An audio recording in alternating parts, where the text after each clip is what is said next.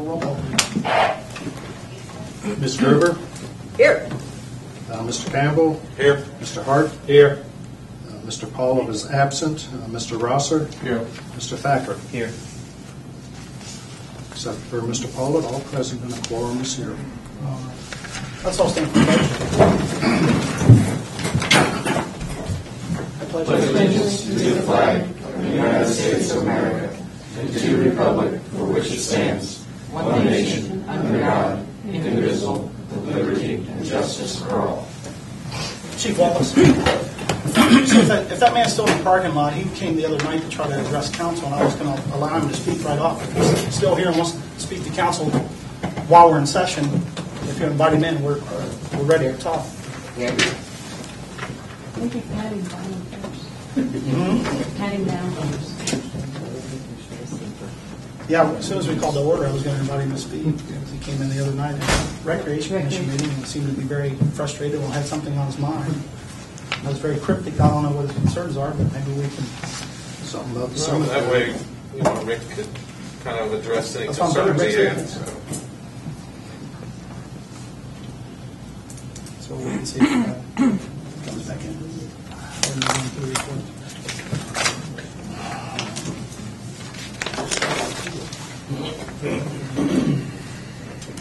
Just a little reminder.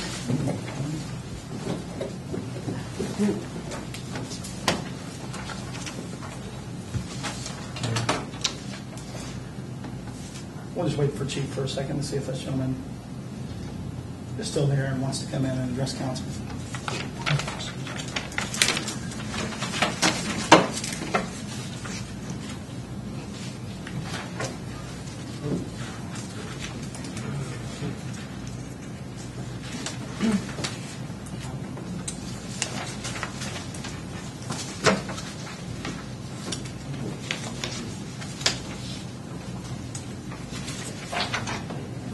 All right, I'll go ahead and move to the mayor's report. If he comes in, I'll stop.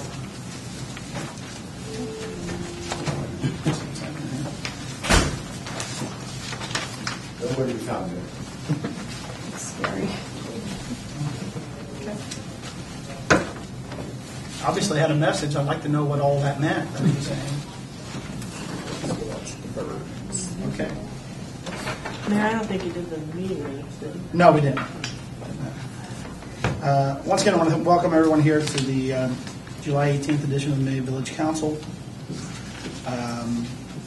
We welcome those who are here in the audience this evening and those who may be viewing this meeting at home on Cameron County Communications Channel number 22 or by way of the village website. We thank you for stopping by, and we ask that you provide input on anything that you see here or any ideas that you have regarding your village government, if you'll provide your input by way of email or phone call here to the village offices. Appreciate any input we can get. We have on our desk this evening, first let the record show that council's received their packets in advance of tonight's meeting, or at least the minutes portion of it. We have two sets of minutes for approval this evening. The first is for the regular meeting on Monday, July the 5th. I'd ask for a motion from council with regard to those minutes.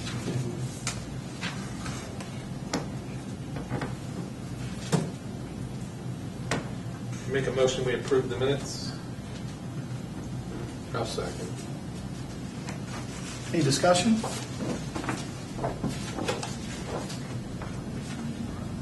Roll call, please. Mr. Campbell? Yay. Ms. Gerber? Yay. Mr. Hart? Yay. Mr. Rosser? Yay. Mr. Thacker? Yay. Passes 5-0. Are the minutes here for the special meeting on the 5th? They should be 12th. here. Yeah, they are. There, I see them. One page back. Okay. So next minutes for approval are for a special meeting on July the 12th. Retain a motion to that effect. Make that motion. Second. Discussion or questions? Roll call, please. Mr. Campbell? Yay. Ms. Gerber? Yay. Mr. Hart? Yay. Mr. Rosser? Yay. Mr. Thacker? Yay. 5-0 passes. Thank you. Next item on the agenda this evening is the mayor's report presented Monday, July 18, 2011. Under the heading of meetings, I've been involved in correspondence with many people on behalf of Amelia Village since the last meeting, including but not limited to the following. Interim Police Chief Wallace, representatives from the Union Township Fire Department, Fiscal Officer Kevin Pyle, Village Solicitor Laura Abrams, Pat Madel from CBS Engineering, village staff, police personnel, as well as village residents. Under the heading of zoning, the ad has been placed and we are receiving resumes. The deadline is Wednesday, July the 20th. I'll begin the interviews shortly after I've received all the resumes. You're looking at me. On the next item, we're looking at it. Okay. I would suggest you not mention names. I was going to delete, not do that. We're on the same page there. Thank you. This next section of the mayor's report is a message from the vice mayor who's unable to be here this evening. And I've copied and pasted into my report a memo that the vice mayor sent and asked me to pass on to council this evening. Now, and what the solicitor is alluding to, there's an individual's name mentioned here, and I will be inserting something else in that place. Okay? Message from the Vice Mayor, Bob Pollitt. Mr. Pollitt and I spoke on the phone last week, and he asked that I convey the following to council this evening. Mr. Pollitt's memo to council is below. Mayor Ellington called me on Friday to update me on the interview process for the proposed police chief. The mayor and Laura considered 3 resumes for the chief of police and agreed that one candidate in particular far outdistanced the competition and could be the ideal candidate. Based on Mayor Ellington's impression, I am excited that this candidate could be the person to achieve the goals that are necessary. As I stated several times in the past, I am in support of maintaining the Amelia Police Department, and I believe that the Amelia Police Department is the face of the community, and that their recognition and reputation deserve the full support of Village Council. I recommend to Council that we hire this candidate as a full-time police chief and allow him to demonstrate his abilities to lead the department. Bear in mind that the citizens are being taxed to provide for their own Amelia Police Department, not the county police department. The decision would also assure the police personnel that Village is seriously making the effort to maintain the existing police department. I believe any movement towards the Claremont County Sheriff's Office is premature and would cause an uncontrollable reaction from our citizens. I wish I could be at the meeting this evening to personally portray my thoughts. That's from Vice Mayor Bob Pollitt. Next item on the agenda is Public Works personnel. There are 2 ordinances for council's consideration on this subject this evening. 1, an ordinance to confirm Charles Kilgore as the new full-time Public Works technician. And 2, an ordinance to confirm Jim Cook as a new seasonal employee, replacing the position vacated by Charles Kilgore. The search for a new police chief. Laura and I conducted 3 interviews for the police chief's position last Wednesday. All 3 candidates were simply outstanding. There was one candidate that really stood out to me, and I would love for council and members of the APD to have an opportunity to meet him in person. Happy to entertain any discussion on that subject if council is inclined. Do you want to invite this person to our next council meeting? Would love to.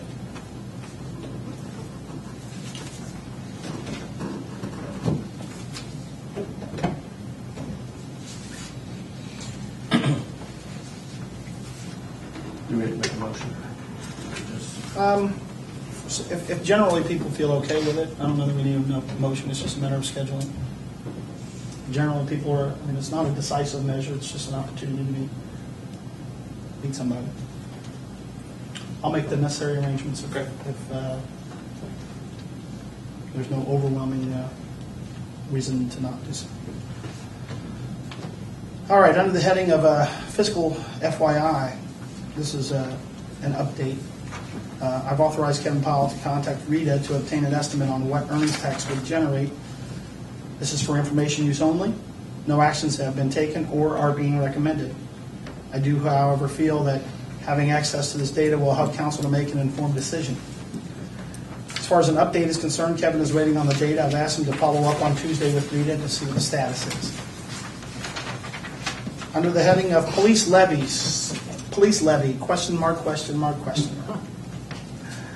This is for informational reasons for council's consideration. The filing deadline for placing a levy on the upcoming November ballot is fast approaching. That deadline is August 10, 2011. I realize that council still has not taken decisive steps on the county versus Amelia Police Department issue, but wanted to make sure that council members are aware of the deadline. If council determines that the Amelia Police Department will remain intact, then there's certainly plenty of need to seek revenue. As financial circumstances have not changed that much, it is true that one officer retired last year and was not replaced, but the calls for service still warrant additional staffing. The first step in the process of determining if council would like to place something on the ballot is to authorize the fiscal officer to seek information from the auditor's office. This time I'd like to defer to the fiscal officer for his input on the issue.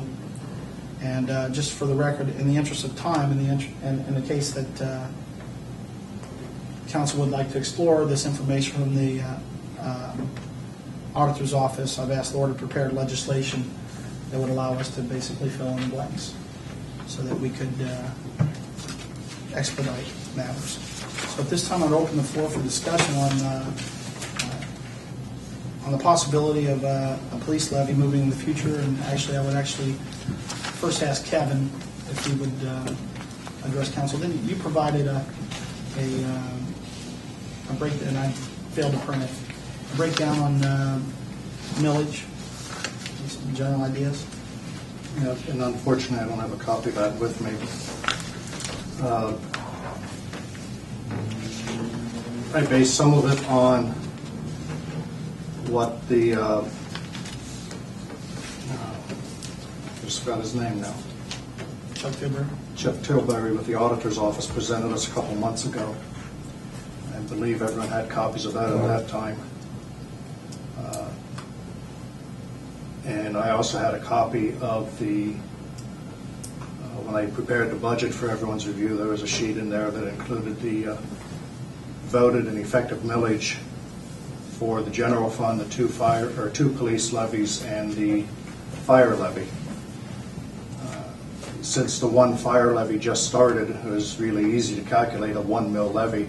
Just divided it by 3, what their estimate was, and that would be what every mill generated. So I didn't, unfortunately, I don't have a copy of that with me at this time. There's one sitting on my desk probably. If you go back to that sheet, you'll be able to fairly quickly calculate what every mill will generate.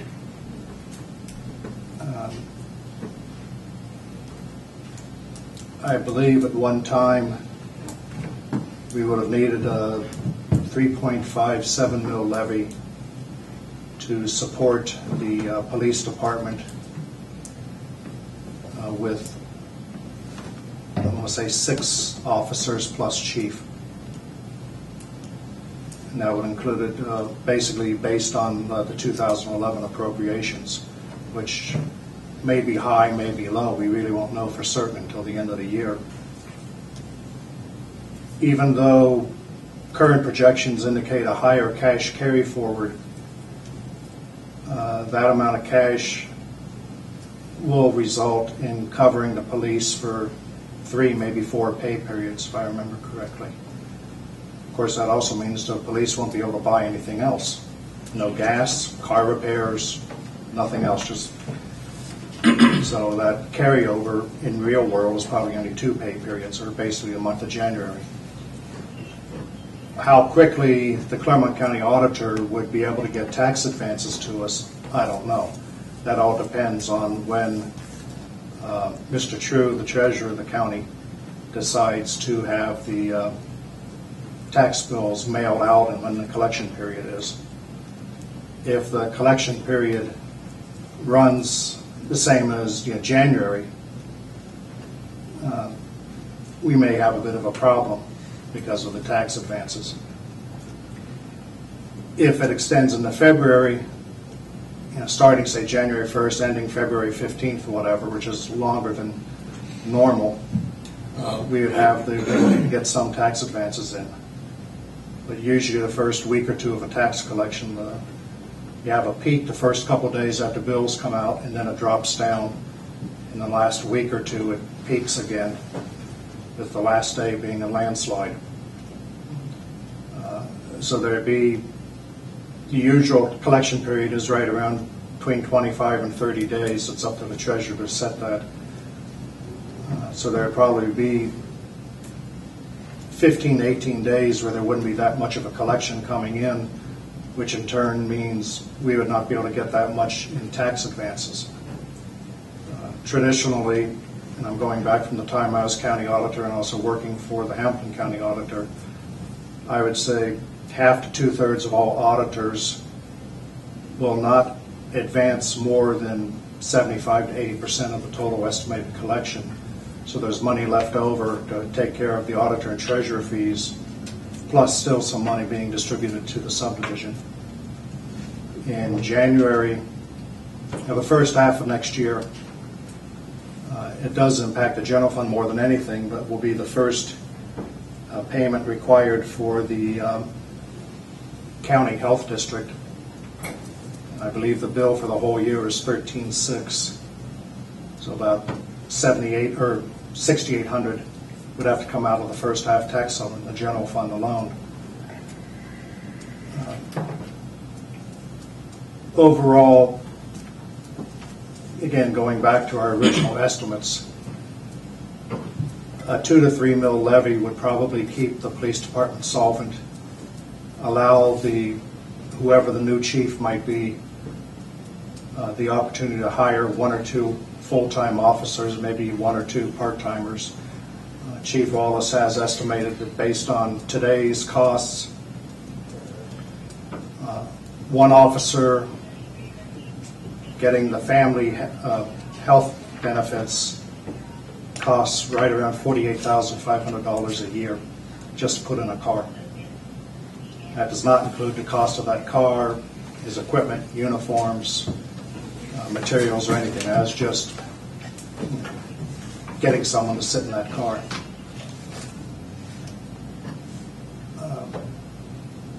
I can't remember what sort of cushion I'd give, but it would slowly build up a cash reserve.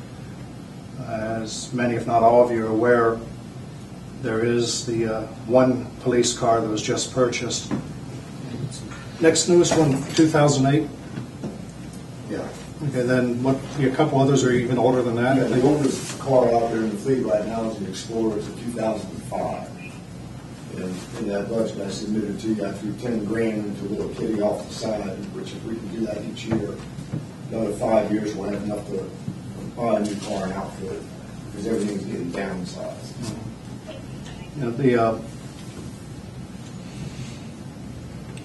The police cars, even fairly quiet Amelia, get the living tar beat out of them every day. The car is, if that police officer has an 8-hour shift, the car is moving probably for 7 of those 8 hours. And if it's a weekend, a Friday night, Saturday night, it may be moving the whole 8-hour shift. A lot of stop and go. So that just, as I said, beats the tar out of them. The 2005 Explorer, just off the top of my head, might have a few years left in it. The next oldest car, you're getting right at the edge, I think. The 2008 would be technically 4 years old now. State Patrol, their rule of thumb used to be 100,000 miles and get rid of it. It didn't matter if it was still showroom new. They got rid of it at around 100,000. We start running into insurance issues at 100,000 miles as well. Yeah. As the chief mentioned, the police vehicles are being downsized. The Crown Vic is no longer available from Ford. Chevrolet is supposed to be coming out with the, I believe it'll be based on the Impala, which is a front-wheel drive car. Ford is going to be outfitting the Fusion. I don't think they're talking to the Taurus.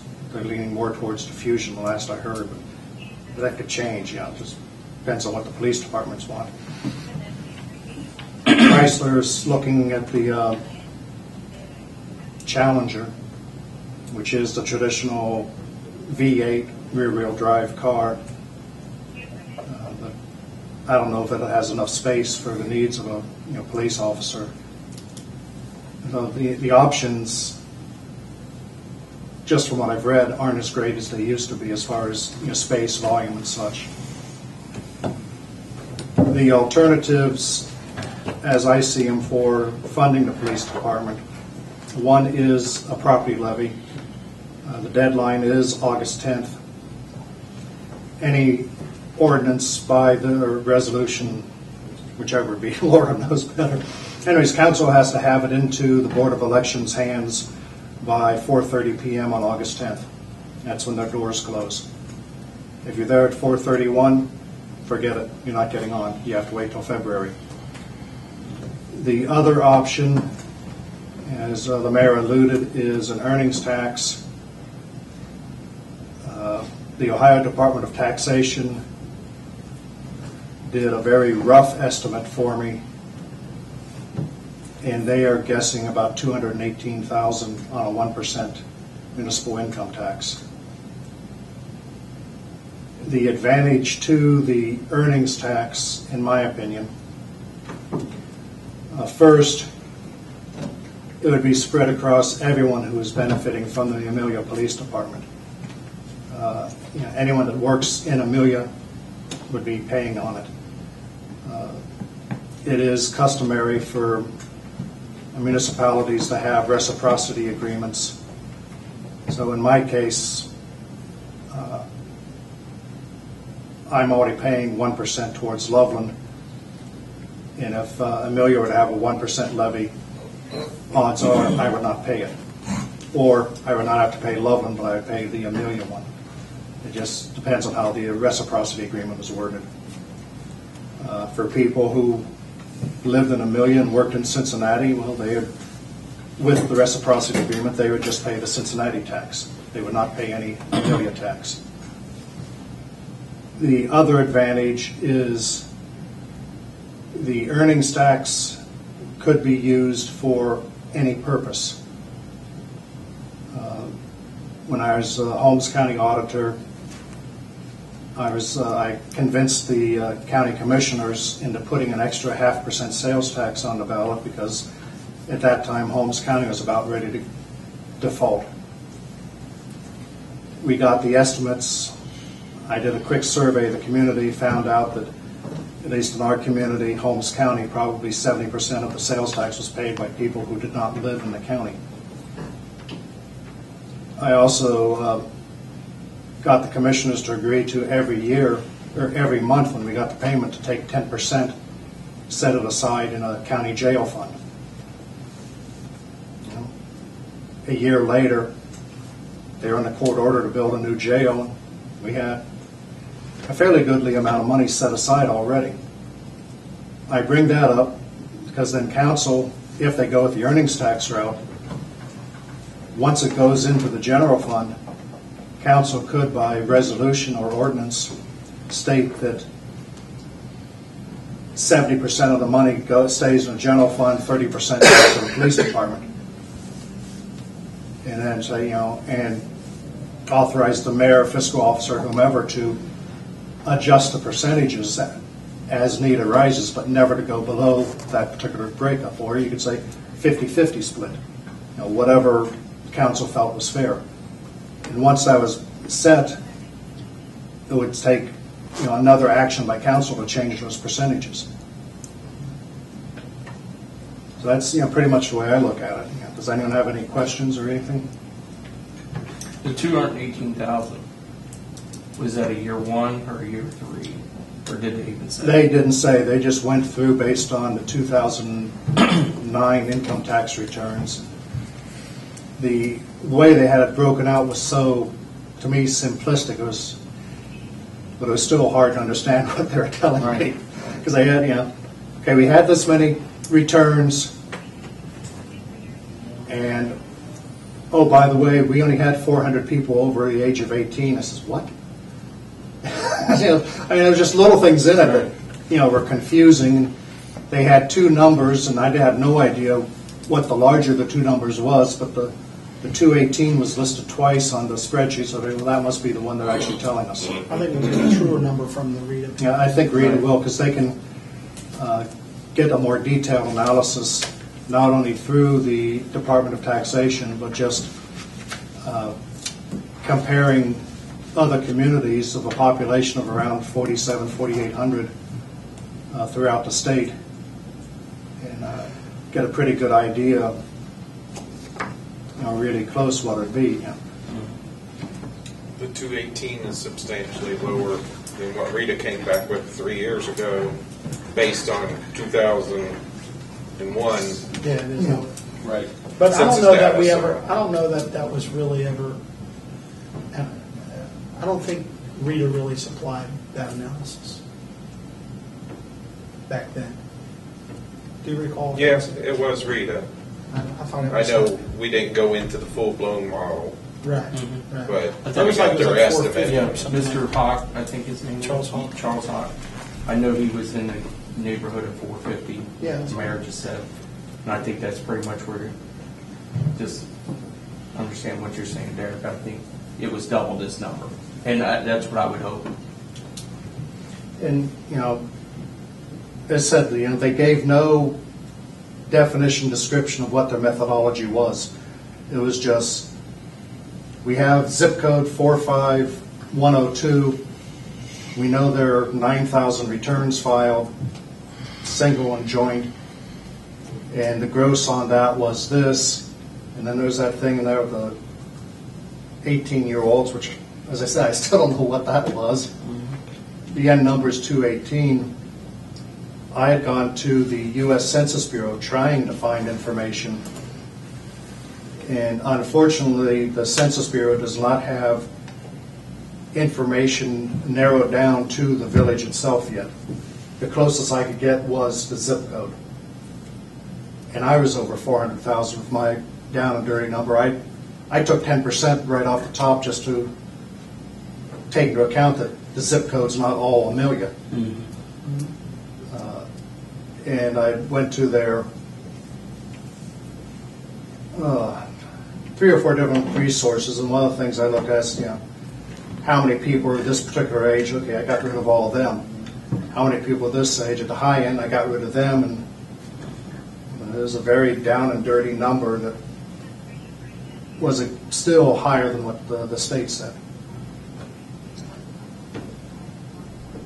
Now, if I'm right, based on, and Chief, this may be a question for you also, we're going to need approximately to go through with the police department in January, February, until we get additional funding.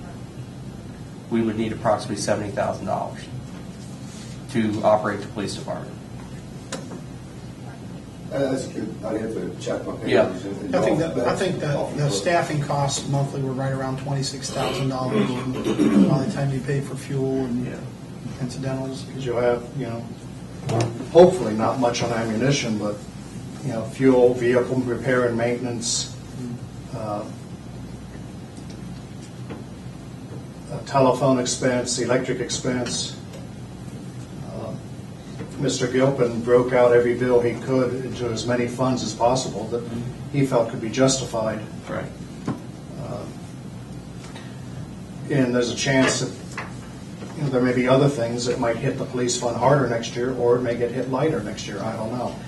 Yeah, because what's on my mind here is if we need approximately $70,000, if we knew exactly where we stood, if everything would just go smooth for the rest of this year, what would be our ending balance going into January 1? 88,000 based on the budget that I came up with. So we would have enough money to get through. Barely. Was that hiring one person or not? That was just as is. And as is. That's not counting any kind of revenue that the police department generates. That was just It included the estimates for the current year. Some of the estimates I lowered because nothing's come in on them yet. And looking at the information the accounting system has, I was really curious why there are even estimates put in there, because nothing has come in for the past 4 years. Yet there was an estimate of $500 sitting there. Well, that's nice. Nothing's come in over 4 years. Why is it there now? You know, I think more. Chief, also, in the time you've been here, now, do you feel with our current amount of monies running, that we have to run the police department day-to-day business, going into next year, with the current amount of money, could we run off of that amount of money and get through the year, through next year? You know, I believe we could. Don't get me wrong, it's going to be tight those first few months. With this new schedule, for example, that we're going to, it's cutting out a lot of the afternoon overtime for court appearances, because that court appearance will still be part of the duty day. So that's a pretty good step right there. So we've actually cut down a little bit here, a little bit there, not huge amounts, but we're just nibbling at it. I'll be a little bit better than $100 a month off when I get the cell phone consolidation issue done. At least 100. Guy on the other end of the line said maybe 150. I'd be damn happy with 100. So plus with automobiles and whatever else we can push on when we get up to that part. So it's going to be tight. No two ways about it, but I think I can do it with the 4 guys. One more additional full-time guy, get him into the mix, and then start using the part-time as the way a part-time is supposed to be, as a fill-in for sick leave, vacation, that type of stuff, and supplement during high calls. And when we do that, get them in about an hour earlier on some of these days, then we're going to start eliminating that end of the shift, which, if you're on a call, this guy can pick it up and running with it from there. Chief, just to it'll clarify, be tight. just to clarify, that $88,000 carryover, Kevin, that's based on staffing at its current levels, or I believe after so, yes. after adding? an At officer? most, it would be the cost for one officer for 4 months. For the rest of the year. Because I can appreciate, all the consolidations that you've made, within the vehicles and, the cell phones. My thing, where I'm sitting here, I am not prepared to ask the taxpayers for any additional monies. And while I would certainly like to see that, I'm also a realist. I know I wouldn't want to pay any more taxes. Right. So I'm sure if I don't want to do it, nor does anyone else. Right. So I've got a levy. I have to operate with that unless council decides they want to go to the council table. I think it'd be, Citizens have that. just in this council member's opinion, I think it'd be very difficult to go asking the taxpayer for additional monies. As I mentioned in the budget, the Department of Taxation is estimating between a 6 to 8% decrease in county values. I won't know for certain what that impact that will have on the police levy until the auditor certifies the rates, which will probably be sometime in December. The one chunk of money that I do know is disappearing immediately are the various reimbursements from the state. The homestead rollback will continue, but the kilowatt hour, the personal property tax, I think there's another one in the mix, they're all gone. None of that goes to the police department, though, right? Yes, if it's a voted tax levy, it gets part of it. The police department does? How big of a chunk? It's based on the millage. Okay. Is that something we set up, or is it something the state? It's the Department of Taxation determines that. I mean, like, how much of it goes to the police? It's determined by the Department of Taxation. Because we've discussed at the finance meeting that because the property values go down because our police levy is so old, we're not actually going to lose any money there because there's plenty of room for that $7 million. Because that $7 million levy that we passed years and years ago is at 5 just under 5 mils now. That gives us 2 full mills that can climb up. Some of it may come back, it depends. The original work papers that I saw, I kick myself every time I think I didn't keep a copy of it, but it was 27 pages long, single space typed. And the bottom line is the state looks at the value for the first year the taxes collected. They add, then the next year, if there's any new construction, they add that to that base. So you get that new construction for 1 year. They subtract from that base any other changes in the value as determined by the Board of Revision. Of course, they can also add changes from the Board of Revision, but in most counties, it's like 95% of the board reduce the values rather than increase them. I can't remember everything in there.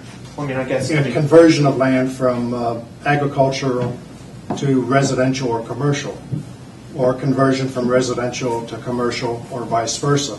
All those things are put into the mix, and when it's all said and done, they come up with a new value upon which to calculate the taxes. Okay. I mean, I guess what I'm trying to say is, just out of thin air, our police levy generated $500,000. I know that's a little low. Mm-hmm. I think it was 550 or something like that. But the point is, $500,000 year one, it will not dip below that.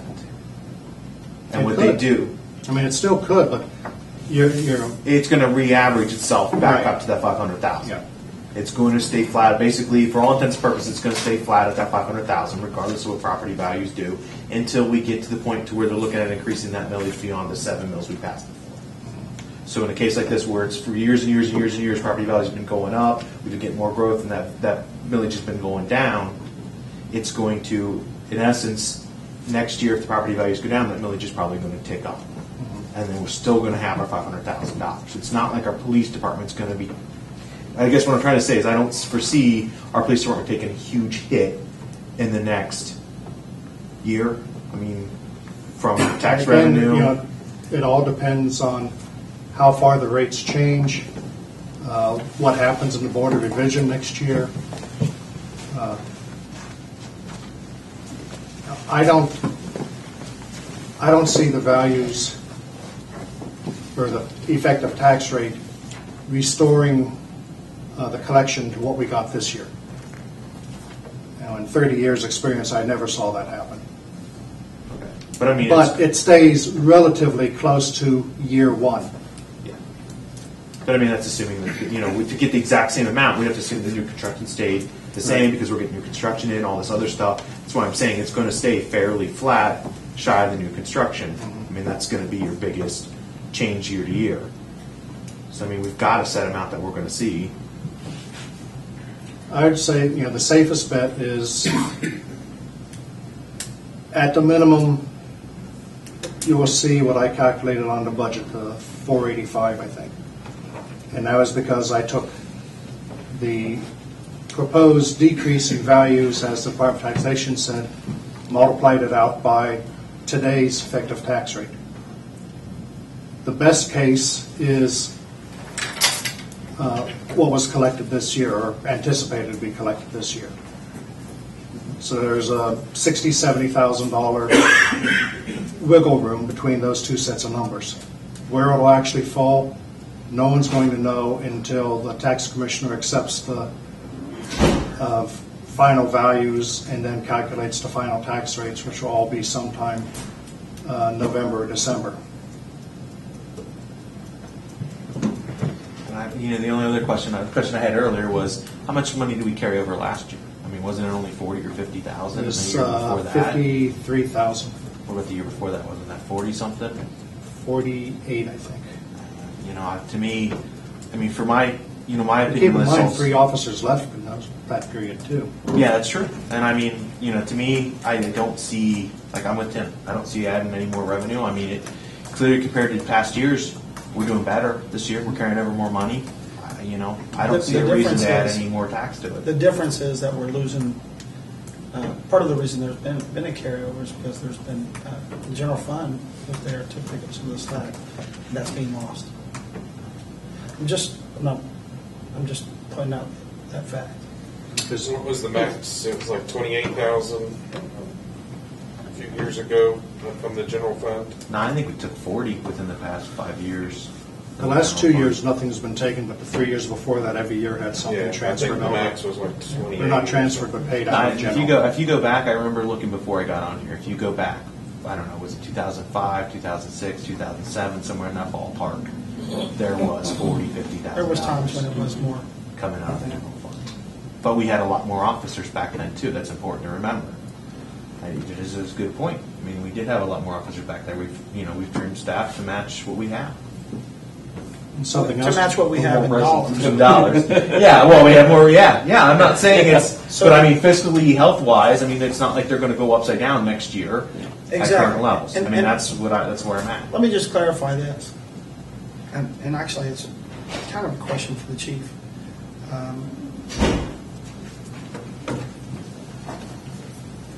Our population has grown 74.5% in 10 years.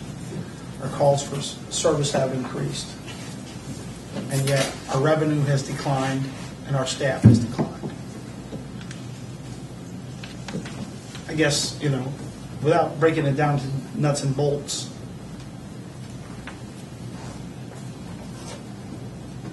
it seems as though the calls for service and the really, I guess, basically the value to the average citizen is less. Yeah, it's great that we're living within our means, and I'm happy about that. But from a public safety and officer safety standpoint, are we accomplishing as much as we can? Now, I know maybe you can't be married to both brides. Maybe there's some balance. And I guess one of the things I would say to the chief, based on the workload and your short time here, calls for service, et cetera, you have a recommendation before council to add an officer, to add one officer. Yes. So I guess the right thing to do is, in my opinion, is to seek the balance between living within your means and providing a higher level of service. Obviously, with the kind of growth that we've had, I think it concerns me. The bottom line is it concerns me that we've increased the population by so much. We've lost staff, not replaced them. Our staff is reduced and our dollars are reduced. It's not a very good forecast for the future. And our obligation is not just to look at today. Council's obligation, mayor's obligation is to consider now and into the future. That's why some of the spots we're in now is because of either well-intended decisions that didn't pan out the way they thought it was going to work out. So I bring this information. I ask for this information from council not because I think it's a great idea to raise taxes. I'm just asking. I'm just putting out there the simple facts. And the simple fact is, population has increased immensely. We've reduced staff. We've lost revenue. It's not a good forecast for the future. That's all I'm saying. So, There are two other things that I know are going to change. The last I saw anything, health insurance costs are probably going to go up between 10 and 20% next year. The other really hinges on what happens in Washington over the next 2 weeks, plain and simple. It may be a moot point whether or not we can do a levy, or the spigots may turn on full blast and it won't matter. But the biggest thing is healthcare costs are probably going to go up between 10 and 20%. Who knows what fuel costs will be? But there's so many things hinging on what happens in Congress over the next 2 weeks. It's just things you have to keep in the back of your mind. I know 3 years ago when we were talking about the earnings tax, the reason that when council at that time, we were going to entertain the thought of the earnings tax in the future, trying to wing ourselves off the levy process. And that was the whole reason behind it. And if we would entertain the thought of that, of the earnings tax, I would like to see that same process, be looked at.